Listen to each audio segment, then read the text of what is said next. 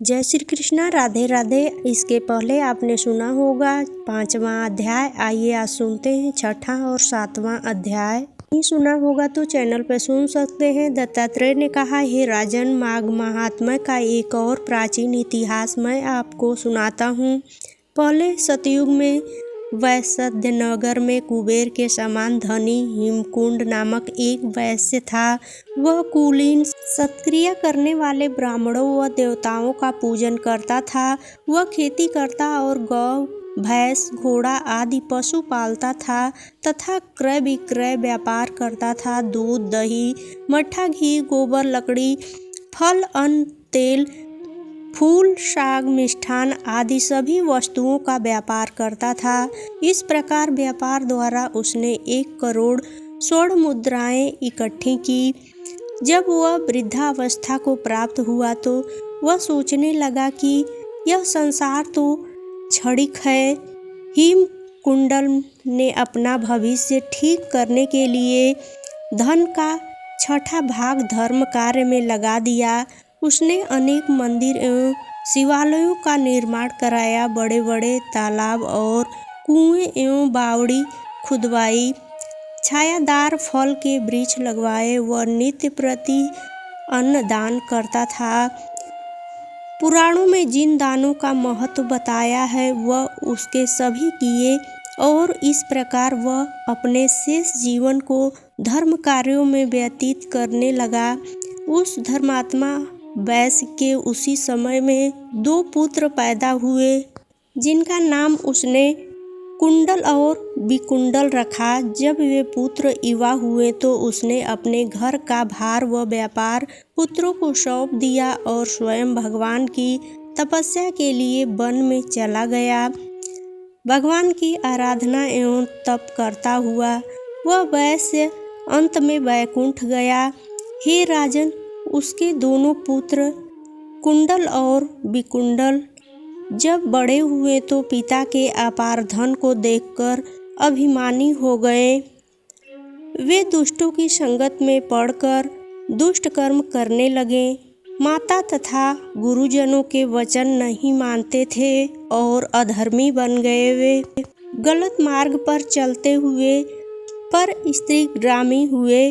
वे वैश्या एवं दुराचारियों स्त्रियों के साथ हमेशा रहते। वे हर समय धूर्त, पतित और मक्कार पुरुषों के घिरे रहते थे।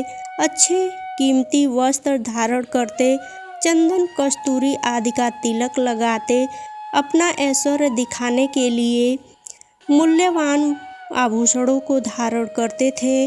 उनकी सवारी में घोड़े, हाथी, रथ मौजूद रहते।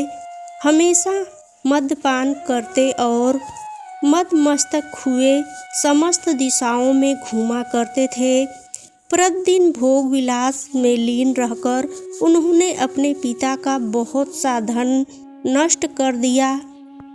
वैश्याओं और धूर्तों ने अवसर का लाभ उठाया।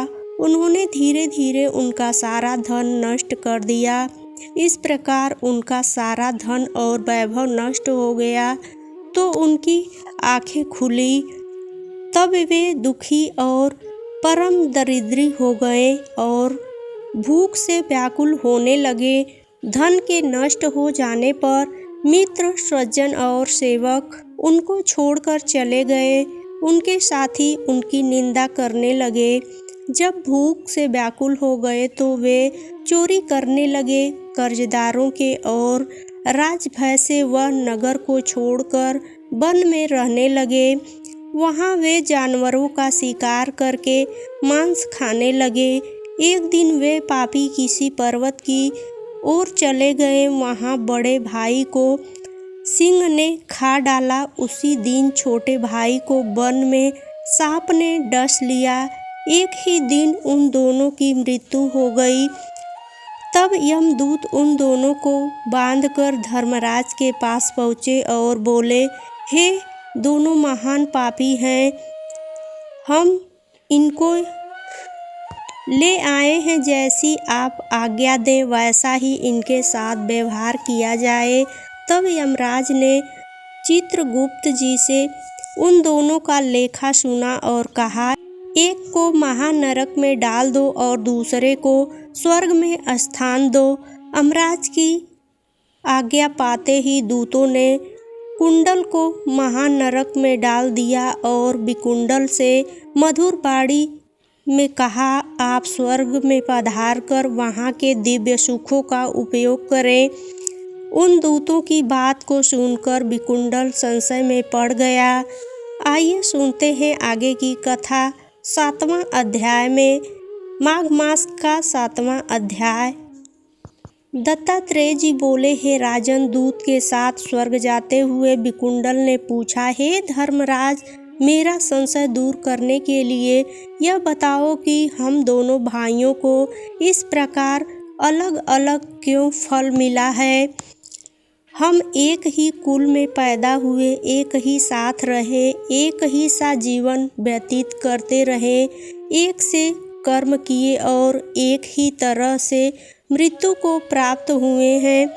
उनकी बात को सुनकर धर्मदूत बोला, हे विकुंडल, माता पिता, भाई बहन आदि कर्मानुसार ही मिलते हैं।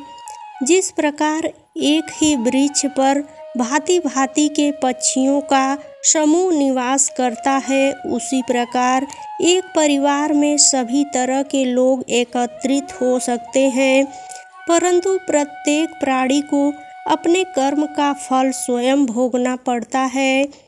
अच्छे कर्म से प्राणी को स्वर्ग और बुरे कर्मों से नरक की प्राप्ति होती है। उसी प्रकार अपने कर्मों से नरक भोगने वाला तुम्हारा भाई गया है और तुम अपने पुण्य कर्मों के कारण स्वर्ग को जा रहे हो। तब विकुंडल बोला, हम दोनों भाई सदैव साथ साथ रहते थे, दोनों ही एक समान पापी कर्म करते और भोग विलास करते रहे थे। तब ऐसा कौन सा कर्म है जो मुझे स्वर्ग मिला है। यह बात सुनकर उस देवदूत ने कहा, तुमने जो पुण्य किया है उसे मुझसे सुनो।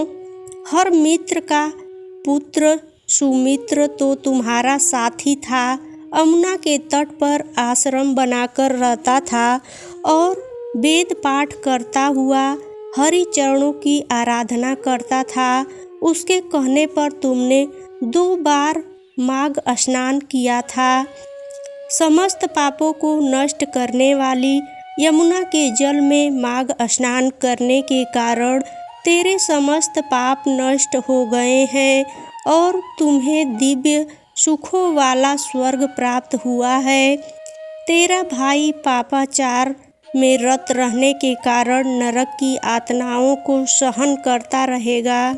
दत्तात्रेय जी बोले, हे राजन, देवदूत के इन वचनों को सुनकर उस वैश्य पुत्र ने दुखी होकर उसे कहा, हे साधो, सत्य पुरुष सदैव उपकार करते हैं। मैं आपको सर्वज्ञ जानकर प्रार्थना करता हूँ कि आप यह बताएं कि प्राणी किन कर्मों से सद्गति और किन कर्मों से नरक पाता है। यमदूत ने कहा, हे धर्मश्रेष्ठ, तुम्हारे इस प्रश्न को सुनकर मुझे महान प्रसन्नता है। महर्षि, मेरे पास समय का अभाव है, तथापि मैं तुम्हारे इस सुंदर प्रश्न का उत्तर अवश्य दूंगा। जो मन वचन कर्म द्वारा कभी किसी प्राणी को कष्ट नहीं पहुँचाते, वे निश्चय ही स्वर्ग पाते हैं। हिंसा करने वाला वेद पाठ, दान, तप, यज्ञ किसी की कर्म से सद्गति प्राप्त नहीं करता है। अहिंसा समस्त धर्मों का मूल है। धर्मात्मा जन छोटे छोटे जीवों की भी रक्षा करते हैं, उनको नरक नहीं देखना पड़ता है। मांसाहारी जीवों की हत्या करते हैं, उनको नरक में रक्त स्नान करना होता है। जो मांस खाते हैं, कीड़े उनको कष्ट पहुंचाते हैं। वे नाना प्रकार की पशु योनियों का सेवन करते हैं। मनुष्य जीवन पाकर भी अपंग और दरिद्री रहते हैं। इसलिए मनुष्य को चाहिए प्रत्येक जीव पर दया करे और किसी को नहीं सताए। कथा समाप्त हुई। प्लीज़ रोज़ वीडियो देखने के लिए, कथा सुनने के लिए लाइक, शेयर और सब्सक्राइब ज़रूर करें। वीडियो देखने के लिए धन्यवाद।